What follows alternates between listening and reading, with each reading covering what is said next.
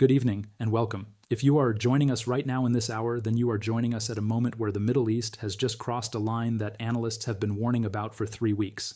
Because what happened in Isfahan, Iran in the last 48 hours is not just another strike in a war that has already produced hundreds of strikes. What happened in Isfahan is different. The governor of Isfahan province confirmed it officially. U.S.-Israeli attacks have caused $500 million in damage across 21 historic sites. Weapon manufacturing facilities obliterated. Iran's only submarine research and development center destroyed, its main explosives production facility gone, the IRGC's Quds Force weapons site bombed, and the production center for Iran's air defense systems, the very systems Iran has been using to try to protect itself, targeted and hit. 60 Israeli F-35 fighter jets, more than 150 bombs, dropped on Isfahan in a single night. And that is just what happened on one side of this war in the last 24 hours. Because while Israel was striking Isfahan, Iran was hitting Israel.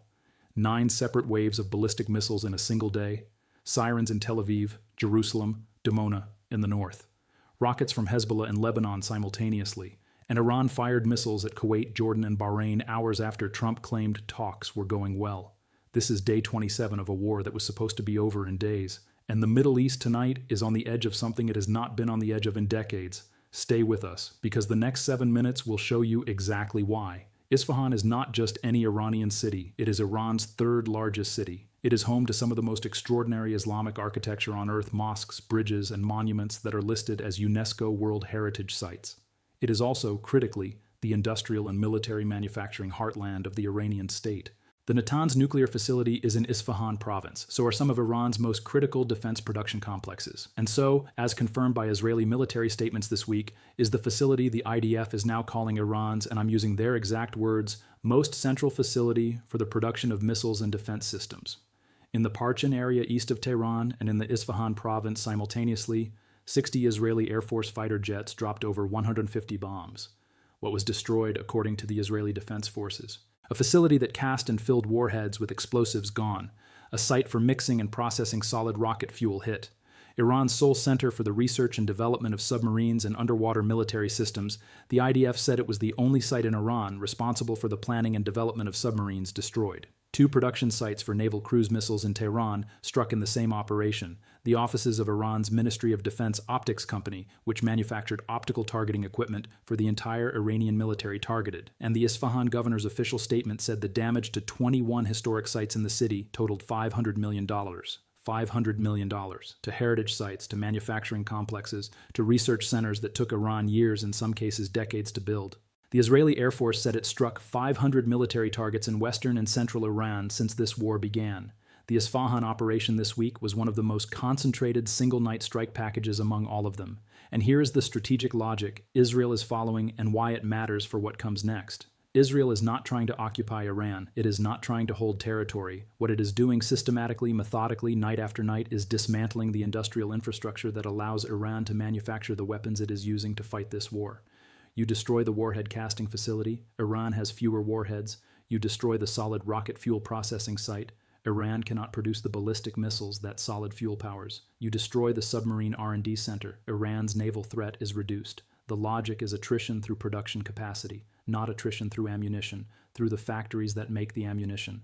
The question, and this is the critical analysis question, is whether that logic is working. Because as of yesterday, Iran fired 9 waves of ballistic missiles at Israel in a single day. While Israeli jets were returning from Isfahan, Iranian missiles were already in the air heading for Israel. 9 separate waves of ballistic missile attacks on March 24th alone. 5 targeting southern Israel, 3 targeting the Tel Aviv area, 1 targeting the north. Residential buildings were hit in Nesher in the north, as well as in Tel Aviv, Petah Tikva, and Bnei Brak, where approximately 10 people were injured, including an infant. At the same time, simultaneously, Hezbollah launched 60 separate attack waves from Lebanon into northern Israel. Rockets, missiles, UAVs, and anti-tank missiles. In one of those barrages, a civilian woman was killed in the Galilee.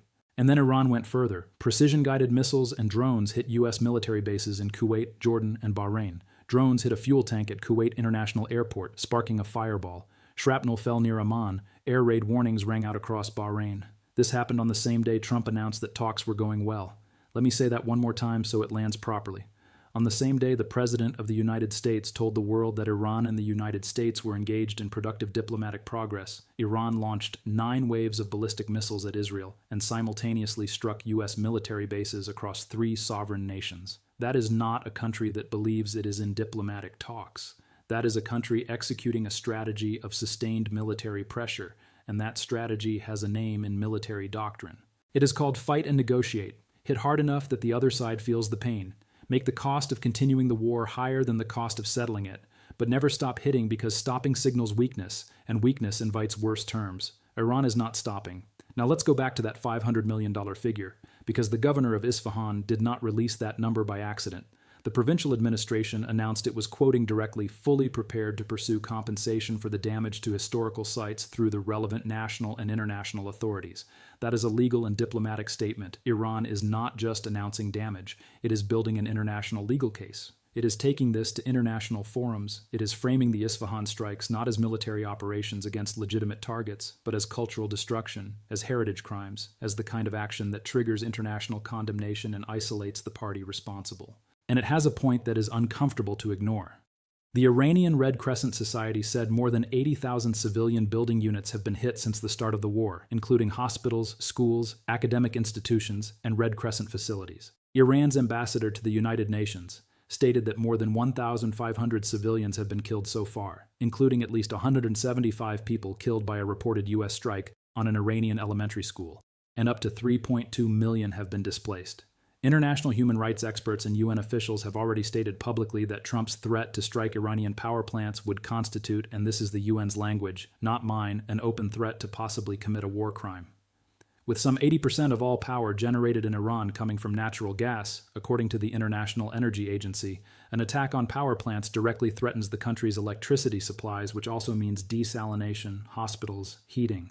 This is the dimension of this conflict that mainstream coverage is consistently underplaying. The military strikes are covered, the interception footage runs on loop, but the legal, humanitarian, and diplomatic dimensions, the case that Iran is building internationally while it fights militarily, that case is advancing quietly, and it will matter enormously for how this war ends. The Isfahan $500 million is dramatic, but it is a fraction of the total economic damage this war has inflicted on the region and the world in 27 days. The IEA described the situation as the greatest global energy and food security challenge in history. Let me put some numbers around that description. The Strait of Hormuz closure caused Brent crude to surge past $120 a barrel, and Qatar Energy declared force majeure on all exports. Before this war began, Brent was near $70. That is a 70% increase in oil prices in less than 4 weeks. The oil production of Kuwait, Iraq, Saudi Arabia, and the UAE collectively dropped by a reported 6.7 million barrels per day by March 10th. Over 4,000 daily flight cancellations have been reported due to airspace closures across the UAE, Qatar, Kuwait, Bahrain, and other Gulf states, stranding hundreds of thousands of passengers. Emirates, Etihad, Qatar Airways all suspended operations. International airlines, including British Airways, Lufthansa, Air India, Cathay Pacific, and Virgin Atlantic, pulled out of the region. Before the war, approximately 130 ships a day passed through the Strait of Hormuz. The latest figures show 6 or fewer ships transiting a day. 6, down from 130. The World Trade Organization said that if oil and gas prices remain high for the rest of the year, it could reduce forecasted 2026 global GDP growth by 0.3%, and that Europe, a heavy energy importer, could see GDP grow at least 1% less than previously expected.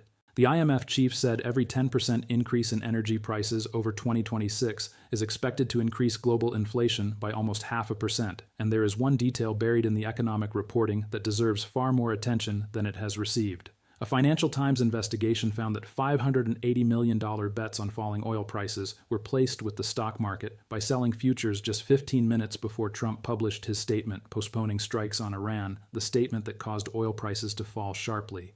$580 million in futures bets, placed 15 minutes before Trump's announcement. That is not speculation. That is a Financial Times investigation.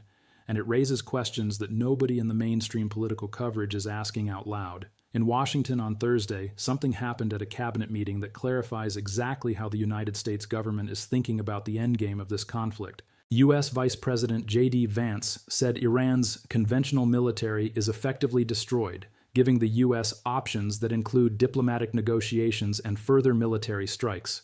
Then Vance said something that defines what those further options might include. He compared Iran potentially obtaining a nuclear weapon to a suicide bomber, but one whose vest, in his words, can kill tens of thousands of people. Secretary of State Marco Rubio then warned that if Iran had a nuclear weapon, they could kill millions of Americans in the future. These are not rhetorical flourishes. These are statements made by the Vice President and Secretary of State of the United States at a formal cabinet meeting. They are policy signals. They are telling you that the nuclear dimension of this war, the original stated justification for the entire operation, is still central to U.S. strategic thinking.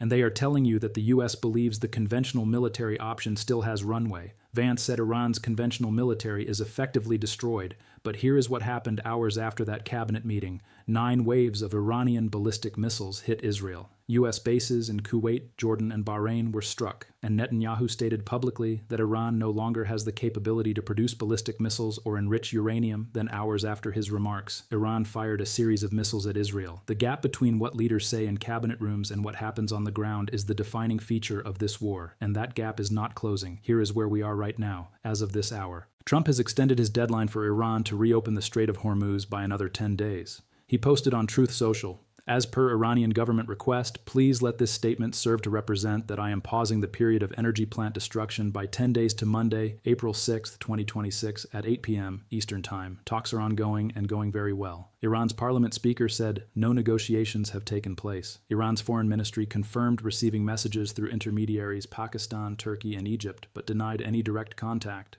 Pakistan's foreign minister confirmed his country is facilitating indirect talks and said the U.S. 15-point proposal is, quoting directly, being deliberated upon by Iran.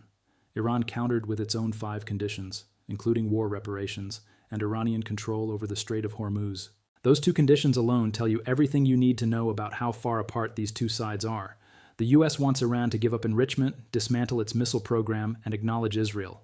Iran wants the U.S. to pay for the war it started and hand Iran formal authority over the world's most critical oil shipping lane.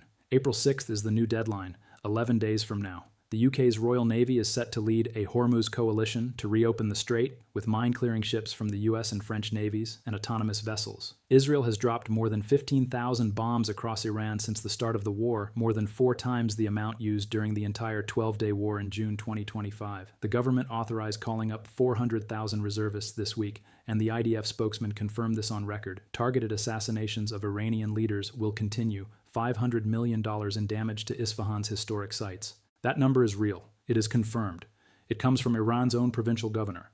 But it is also a symbol, because the $500 million in Isfahan is not the cost of this war. It is one number inside a conflict that has already destroyed over $100 billion in economic value globally, that has displaced 3.2 million people inside Iran, that has killed over 1,900 in Iran, 19 in Israel, and 1,094 in Lebanon, including at least 121 children, that has stranded hundreds of thousands of air passengers, that has pushed oil to $120, that has forced countries from Bangladesh to the Philippines to restructure their working weeks because they cannot afford the energy this war is consuming. The Middle East tonight is on the edge. Not because of one strike, not because of one number, but because every mechanism that normally stops wars from spiraling economic pain becoming unbearable, international pressure mounting, back-channel diplomacy creating off-ramps, every one of those mechanisms is present right now, and none of them has worked yet. Iran is still firing. Israel is still striking. Trump's deadline is April 6th. Iran's conditions include things no U.S. administration could accept. The Strait of Hormuz carries a fifth of the world's oil, and it has been effectively closed for 3 weeks. That is not a region on the edge of resolution. That is a region on the edge of something else entirely. And the only question that matters right now, the question that 11 days will answer, is which edge it falls from.